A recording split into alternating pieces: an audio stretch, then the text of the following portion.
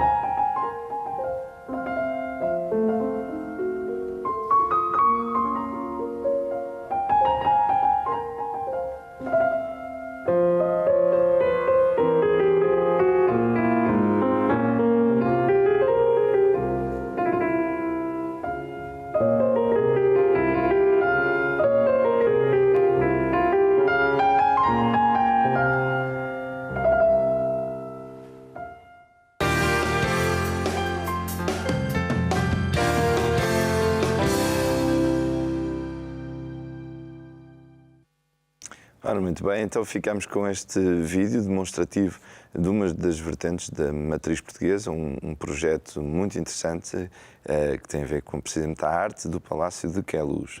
Palácio da Ajuda, perdão.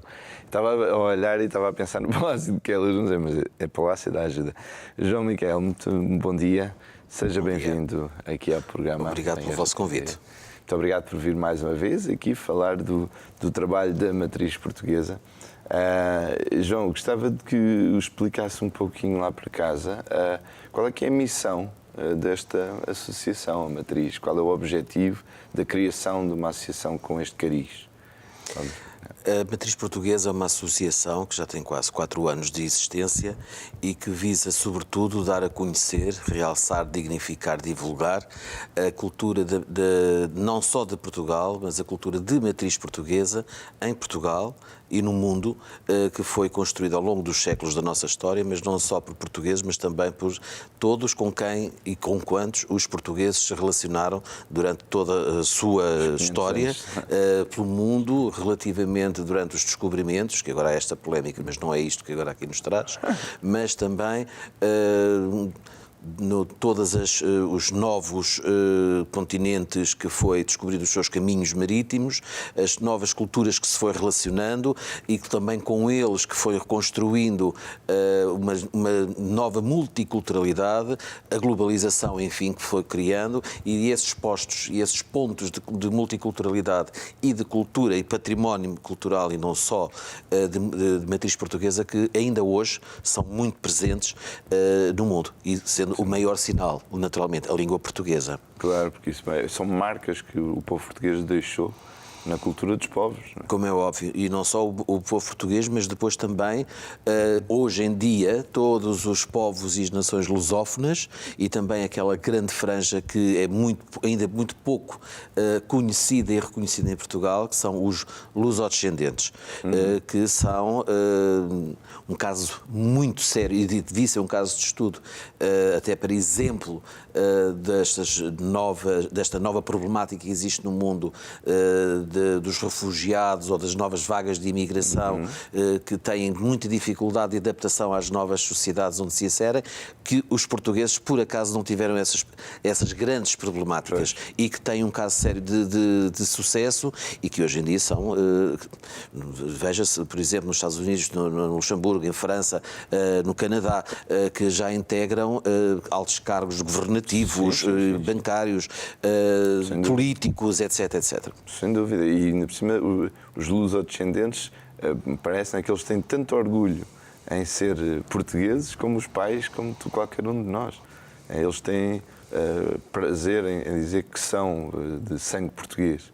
E isso traz cá para fora também o orgulho da nação. Hoje em dia Portugal está assim um bocadinho mais. Eu acho que só devem orgulhar-se. Olha, claro, ainda ontem estava a folhear um livro muito interessante sobre aquele navio-escola, o Sagres, que é um dos nossos maiores símbolos. Se bem, eu acho que ele deveria ser considerado uma vez por todas símbolo nacional, além da bandeira e do hino.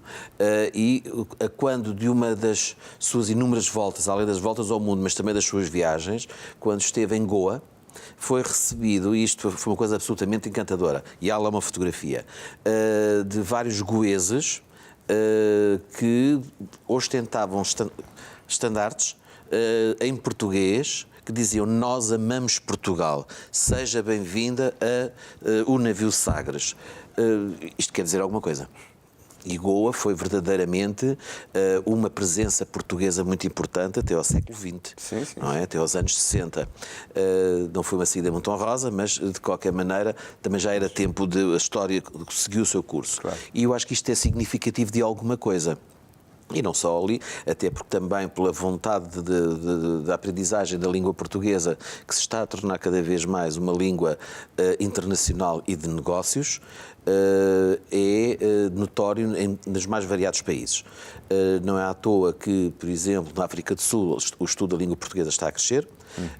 Também na Venezuela, apesar de todos estes problemas que estão a acontecer, também na América do Sul também cada vez mais está a pretender, por uma razão muito simples: a língua portuguesa é a língua mais falada no hemisfério sul. E com tendência para crescer, segundo estudos que propiciam isto e que, inclusivamente, onde se propicia mais o próprio aumento da língua, do estudo e também do aumento demográfico ao nível do português, é no continente africano, curiosamente. E temos também, que é importante, estes sintomas que se notam na imensa vontade de todos os países do mundo que pretendem aderir como Estados não membros, mas pelo menos observadores da CPLP. Isto quer dizer alguma coisa, porque verdadeiramente a língua não é uma barreira, mas é um elemento agregador. A língua, além do mais, também é o maior componente, e depois é a arte e a cultura. E é isto que a matriz portuguesa pretende. E depois há um património que é muito importante, é o património humano. Nós temos que perceber que em Portugal, e aqui nós entramos no meio português, que Portugal não pode, de maneira nenhuma, continuar nesta situação quase exclusivista que só as pessoas que aparecem em televisão é que são os valorosos. Não são só os atletas de futebol que são os que interessam. Dentro do desporto, há por exemplo, o mais medalhado, o mais reconhecido ao nível internacional, o que tem o maior número de medalhas, isso planta Cristianos Ronaldos e tudo mais, é um paralímpico, é um paratleta. Não é conhecido, ainda não foi condecorado. Mas há mais ainda. Temos conhecimentos diários de portugueses e portuguesas, especialmente as senhoras, no meio das ciências, no meio científico, estão cada vez mais a ser reconhecidas pelos próprios pares, com excelência na sua obra científica, ao nível da investigação, ao nível de obra de literatura científica, etc. E isto não é pura e simplesmente acarinhado. Vemos, sim, os nossos chefes de Estado e os novos governantes a irem a correr, deixam até a Assembleia vazia, porque vão aos campeonatos de futebol e mais não sei o quê, e recebem sempre os mesmos, são sempre as mesmas pessoas a receber todos estes incensos, quando não são só estes os portugueses que interessam. Não estou a dizer que não interessam. Sim, sim.